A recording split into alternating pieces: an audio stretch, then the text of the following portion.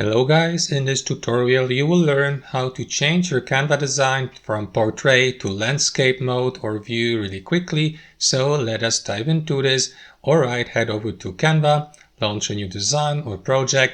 And what you want to do guys is, for example, as you can see, I'm using a portrait design with dimensions like these here. So what you want to do is click on resize here in the top left corner, and after that follow-up or drop-down menu will pop up below. So what you want to do guys is either select one of the suggested dimensions here, like flyer, portrait, or one of these category dimensions such as social media, print products, and so on and so forth.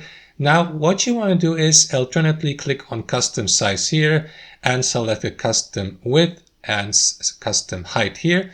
And once you click on one of these measurements here, like width or height, you will see a selection of views listed below, like square, portrait, which is the current one, and also landscape. Now it may be hard to see it because it's white, the button is white or almost invisible, but if you hover your mouse over it, you will see it below. So simply switch from portrait or from square to landscape, and that is going to switch width and height. As you can see, all you will need to do next is simply confirm by clicking on copy and resize here.